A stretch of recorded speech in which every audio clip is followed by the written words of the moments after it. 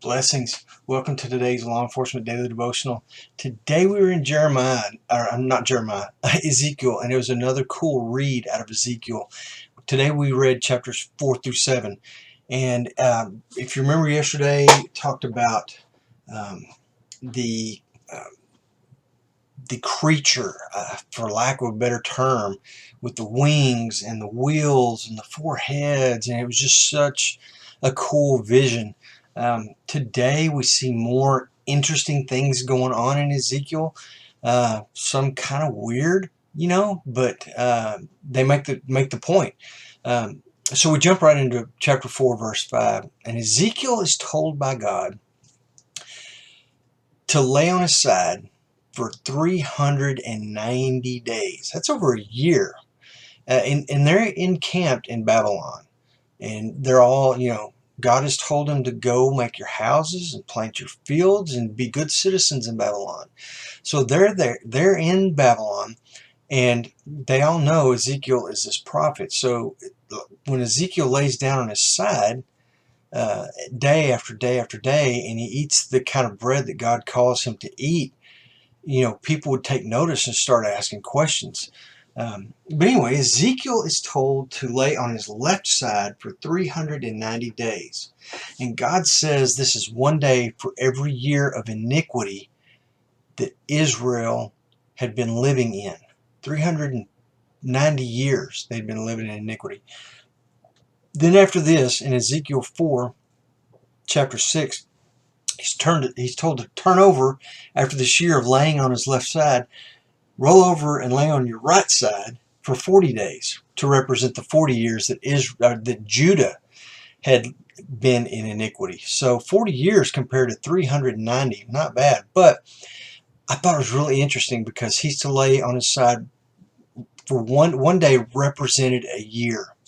Now, can you remember another place in the Bible where one day represented a year or 1 year represented a day?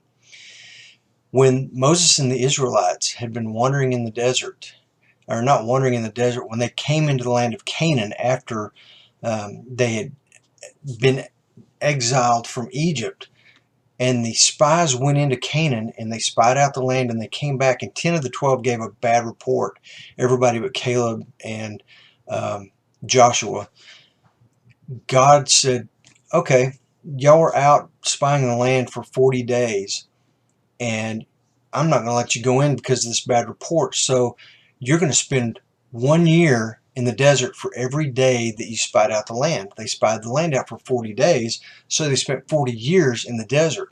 Here we have Ezekiel spending 40 days on his side, representing 40 days of iniquity that Judah had lived under. Remember, almost the vast majority of kings of Judah were good, and the vast majority of the kings of Israel were evil. So that's why they have 390 years of iniquity, where Judah only had 40. The kings represented the nation, and it's just a neat thought. And then in chapter 5, Ezekiel's told to take a sword and to cut his hair. And he's to divide it into threes, and a third of it he's supposed to burn in the fire, and a third of it he's supposed to throw in the air, and then take his sword and kind of chop at it while it's in the air. And then a third of it, wait, I got that backwards. Burn a third in the fire, let a third go, and then the third he puts on the ground and chops with the sword. You've read it, you get it. But that represents Israel, and a third of Israel would die by plague and famine within Judah, and then a third of Israel would die by the sword in Jerusalem, and a third would escape. So again, a lot of prophecy, a lot of things that God is doing to give object lessons, basically, to the exiles who were living in Babylon at the time. Chapters 6 and 7 continue to prophesy about the destruction and the discipline that Jerusalem is going to face because it refused to follow God. God gave them grace and mercy time and time again, but they refused to give themselves to following Him completely. And because of the way this story was all put together 4 through 7. I wanted to end going back to chapter 5, verse 6. And I wanted to end with this. God set Jerusalem up to be the center of the world. Okay. And he wanted them to be different and set apart. And he wanted them to be a nation of priests. He wanted all the other nations to look at Jerusalem and Israel and see them as being different and ask them, why are y'all different? Look at how Solomon reigned, and the whole world focused on Solomon, his wisdom. God wanted that focus for Israel, but for righteousness and justice.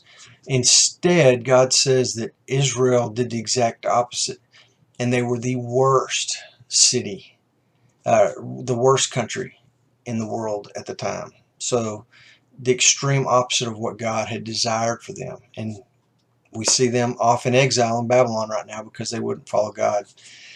Good lesson for all of us. Good takeaways. Tomorrow we're going to be in Ezekiel chapter 8 through 11. It's going to be a good read. Look it up ahead of time, read it, come back here tomorrow, and let's see what kind of law enforcement takeaway we get from it. Until then, you guys be safe.